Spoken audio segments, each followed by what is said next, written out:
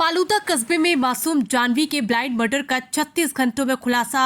2 विधि से संघर्षरत बाल अपचारी निरुद्ध चोरी के उद्देश्य से घर में घुसे थे। बांसवाड़ा पुलिस ने 23 मार्च को हुई दिन दहाड़े सनसनीखेज घटना फालूदा कस्बे में मासूम जानवी के ब्लाइंड मर्डर का खुलासा कर 2 बाल अपचारी को डिटेन कर लिया है। 23 को प्रार्थी लालजी पिता गोंजी पाटीदार निवासी फालूदा ने रिपोर्ट दर्ज की थी, जिसमें प्रार्थी व उसका परिवार खेतों में फसल की कटाई में गया हुआ था। जब वापस घर पर आए तो उनकी बेटी जानवी उम्र 12 साल का धारदार हथियार से गला काटकर अज्ञात व्यक्ति द्वारा उसकी हत्या कर दी थी। मामला बेहद दर्दनाक व सनसनीखेज होने व दिन दहाड़े बीच करने में स्थित मकान में हुए मासूम की हत्या होने से पुलिस अधीक्षक तुरंत ही मौके पर पहुंचे। एफएसएल टीम द्वारा आवश्यक साक्ष्यों का संकलन किया तथा उदयपुर व कोटा से डॉग स्क्वाड की टीम को भी मौके पर बुलाया गया। मामले का खुलासा हेतु पुलिस अधीक्षक बांसवाड़ा द्वारा स्पेशल पुलिस टीम का गठन किया गया। महानिरीक्षक पुलिस द्वारा लगातार मॉनिटरिंग की जा रही थी।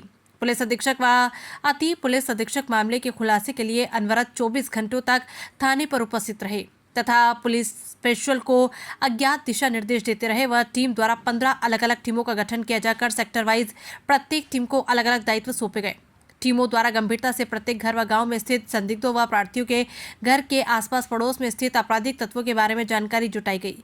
पुलिस टीम व साइबर टीम द्वारा छोटे छोटे सबूतों का संकलन किया गया था तथा घटना के दिन प्रार्थी के घर की घटना के समय उपस्थित हर व्यक्ति की निगरानी रखी गई एवं तकनीकी व मुखबिरी साक्ष्यों का संकलन किया गया। संदिग्धों की पूछताछ के दौरान ये बात सामने आई कि घटना के समय एक बाल अपचारी को घर के पास देखा गया था। बाल अपचारी को डिटेन कर मनोवैज्ञानिक तरीके से पूछताछ की तो बाल अपचारी द्वारा व एक अन्य बाल अपचारी साथी दोनों ने मिलकर उक्त घटना को कारित करना स्वीकार किया। प्रार्थी लालजी के 5 वर्ष के पुत्र का 18 अप्रैल को मुंडन संस्कार का आयोजन करना था, जो घटना के पहले दिन ही प्रार्थी ने सभी गांव के समाजजनों को इकट्ठा कर गांव वालों से उक्त कार्यक्रम की सहमति प्राप्त की गई तथा प्रार्थी द्वारा कार्यक्रम का आयोजन करने में होने वाले खर्च की व्यवस्था अपने पास से ही होने की बात की थी, जो उक्त दोनों बाल अपचारी को इस बात की जानकारी थी। दोनों बाल अपचारियों ने प्रार्थी लालजी के घर की निगरानी रखी तथा सुबह प्रार्थी जैसे ही अपने परिवार के साथ खेतों में गया तब दोनों बाल अपचारी मौका देखकर मुख्य गेट से अंदर गए तथा चौकी के पास दरवाजे से घर के अंदर घुसे तथा सीढ़ियों के ऊपर चढ़े। दोनों बाल अपचारी पहले प्रथम तल पर गए और यहां पर रखी पेटी को खोला तो कपड़ों के अलावा कुछ नहीं मिला। दोनों बाल अपचारी जब सीढ़ी से ऊपर चढ़े तब मासूम जानवी बाथरूम में थी। जैसे ही दोनों नीचे आए जानवी बाथरूम से बाहर आ गई। वो दोनों को देखकर चिल्लाने लग गई। दोनों बाल अपचारियों ने जानवी को पकड़ लिया व उसका मुंह दबा दिया। वह दोनों मासूम जानवी को किचन में ले गए। मासूम जानवी दोनों को पहचान गई थी, जो दोनों ने पहचान गांव में उजागर होने के डर से उसको नीचे गिराकर मुंह में कपड़ा ठूस दिया व किचन में रखी चाकू से मासूम जानवी का गला काट दिया। वह मारकर मासूम जानवी की लाश को किचन में ही छोड़ किचन का दरवाजा बंद कर दोनों मुख्य गेट से फरार हो गए। दोनों बाल अपचारी प्रार्थी के मोहल्ले में ही रहने वाले हैं। जानवी अपने परिजनों को बता देगी। इस भय से दोनों बाल अपचारियों द्वारा मासूम जानवी की हत्या की घटना को कारित करना प्रथम दृष्टया पाया गया। दोनों बाल अपचारी द्वारा प्रार्थी लालजी के घर में पैसे व जेवरात चोरी करने के उद्देश्य से दिन दहाड़े घर में घुसे थे, लेकिन मासूम जानवी ने देख लिया, जो उसका गला काटकर उसकी हत्या कर दी। वह दोनों भाग गए।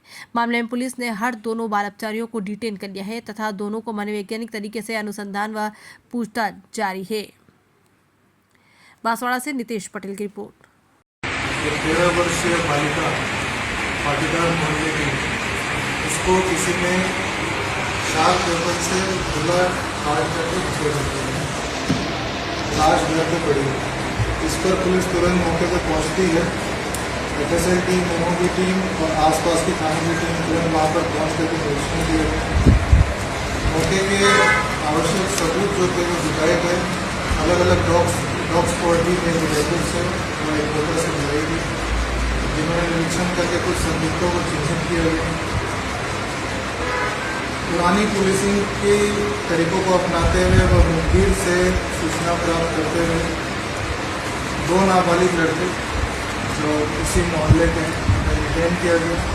कड़ाई से पूछताछ की गई तो ये बात सामने आई कि उन्होंने चोरी करने की नीयत से, क्योंकि उस घर में कुछ ही दिनों बाद कोई कार्यक्रम होने जा रहा था, उनको सूचना थी कि वहाँ पर कुछ कीमती सामान या पैसे मिल सकते हैं।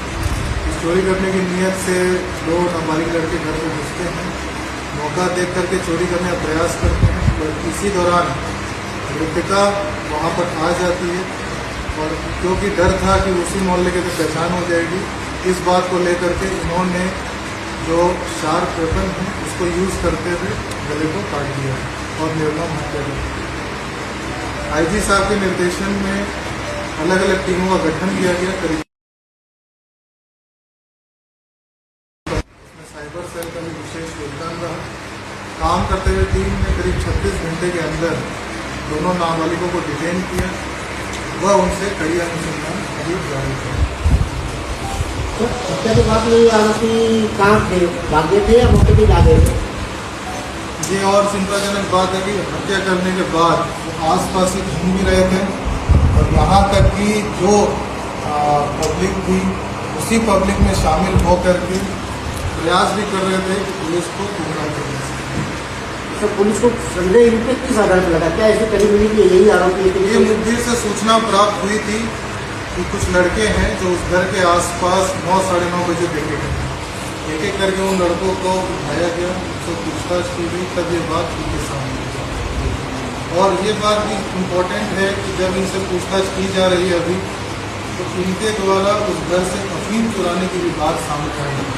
इस पर अभी हम अनुसंधान कर रहे हैं, आगे अनुसंधान कर रहे हैं। घटना के बाद जब पुलिस मौके पर पहुंची, आदमी बरामद तो मिला था सब? फिलहाल अभी बरामद नहीं हुआ है, परंतु उनसे पूछताछ कर रहे हैं।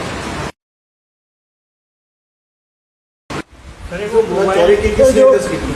चोरी किस नीयत से की थी? मतलब प्रयास किया था जो चोरी का प्रयास? चोरी का प्रयास मृतका के घर से ही किया गया। मोबाइल